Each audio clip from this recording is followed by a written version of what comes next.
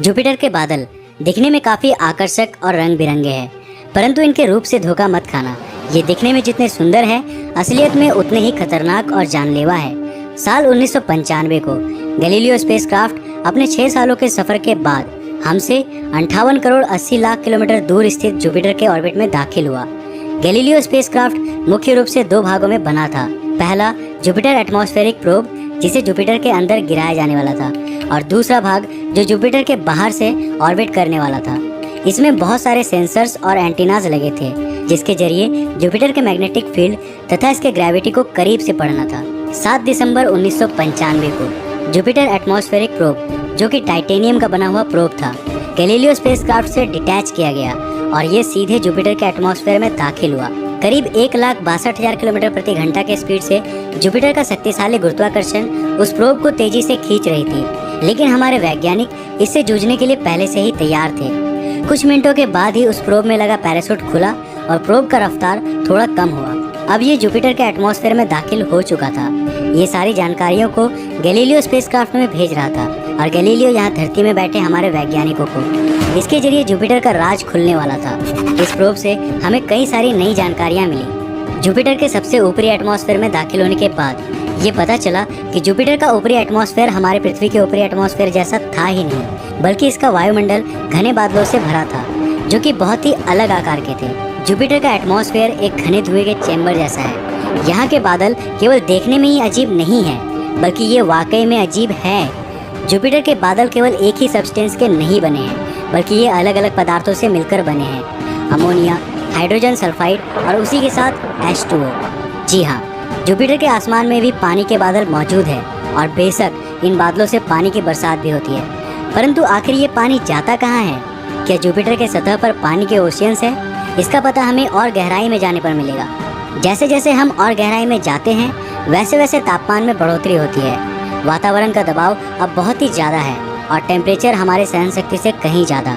लेकिन थोड़े गहराई में जाते ही ऊपरी बादल खत्म हो जाते हैं और फिर आता है साफ खाली आसमान, जहाँ लगातार बारिश होती है, और ये दृश्य वाकई में काफ़ी अद्भुत है।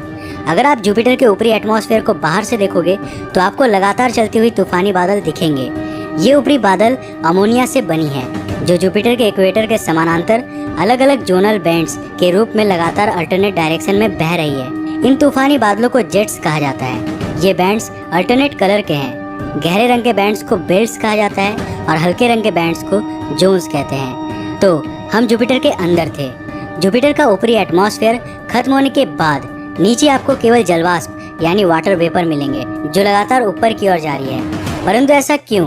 दरअसल जुपिटर के गहराई में टेम्परेचर और प्रेशर लगातार बढ़ता है। जितनी गहराई उतनी ही अधिक गर्मी।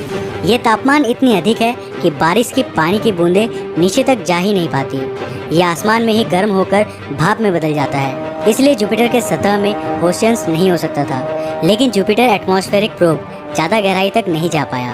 करीब 156 किलोमीटर गहराई तक जाने के बाद भी इसे कोई सॉलिड सरफेस नहीं मिला, और यहाँ तक पहुँचने के बाद हमारा प्रोब भी हमारे कंट्रोल से बाहर हो गया। सिग्नल्स बंद होने के करीब 58 मिनट्स बाद गहराई में तापमान इतना ज़्यादा हो गया कि इससे उस प्रोब के पार्ट्स ही मेल्ट होने लगे, और फिर जुपिटर एटमॉस्फेरिक प्रोब भी जुपिटर के बादलों का हिस्सा बन गया। बेशक हम ज़्यादा गहराई तक नहीं जा पाए थे, लेकिन इस प्रोब के जरिए हमें पता चला कि जुपिटर में चलने वाले तूफान तथा इसके एटमॉस्फेयर का टर्ब्यूलेंस वैज्ञानिकों के अनुमान से कहीं ज़्यादा थी। वैज्ञानिकों ने अनुमान लगाया था जुपिटर के तूफान करीब 350 किलोमीटर पर आवर की स्पीड से चलती होगी, लेकिन उस प्रोब द्वारा भेजे गए डेटा से ये पता चला कि ये तूफान 360 से 610 किलोमीटर प्रति घंटे की स्पीड से बहते हैं, जो कि वाकई में बहुत ही ज़्यादा है।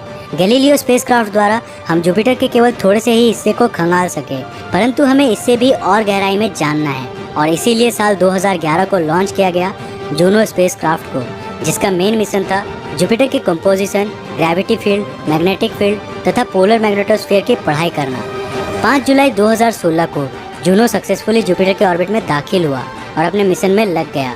जूनो के जरिए हमने जुपिटर को काफ़ी करीबी से बारीकी से देखा।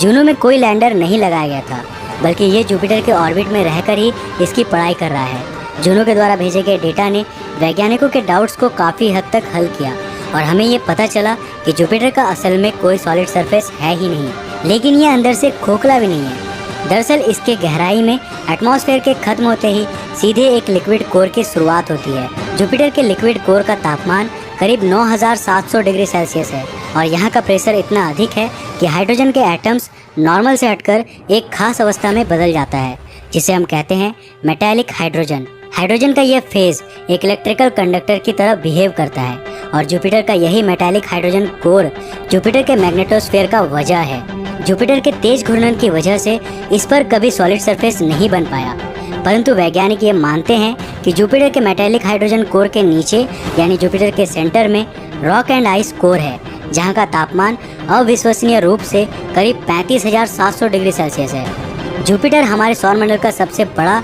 और सबसे अनोखा ग्रह है और एक बड़े भाई की तरह जुपिटर हमेशा से ही हमारा रक्षा करता आ रहा है। तो जुपिटर के सहयोग के लिए एक लाइक करना तो बनता है। तो आज के लिए बस इतना ही। अगर ये वीडियो आपको पसंद आया